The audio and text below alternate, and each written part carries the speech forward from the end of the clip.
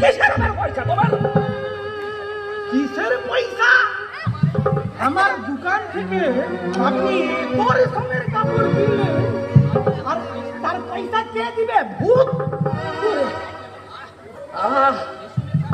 রেশমের কাপড়? হাই ভগবান, এ তো আমি মহাবিপদে পড়লাম দেখছি বাবু।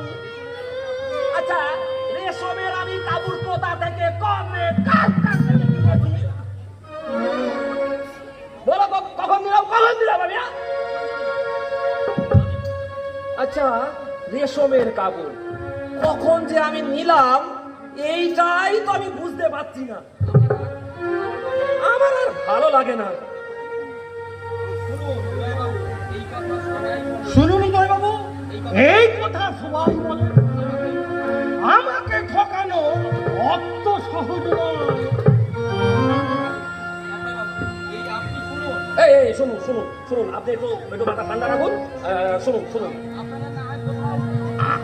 আমার মনে হয় আপনার কোথাও একটু ভুল টুল হচ্ছে, বুঝলেন?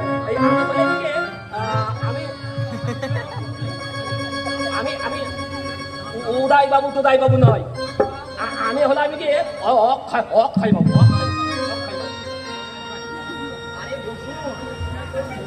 আরে শুনুন, আপনি অক্ষয় উদয় যাই হোক না কেন, আমি না বহুত বড় কাপড়ের ব্যবসায়ী আছি। আমাকে এলাকায় সবাই চিনে।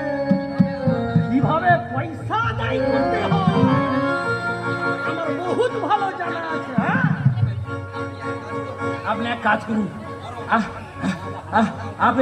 বরং আপনি ওইখানে বসুন। উদয় বাবু এলে আমি টাকা সব ফুল করে আপনাকে দেবো বাবু।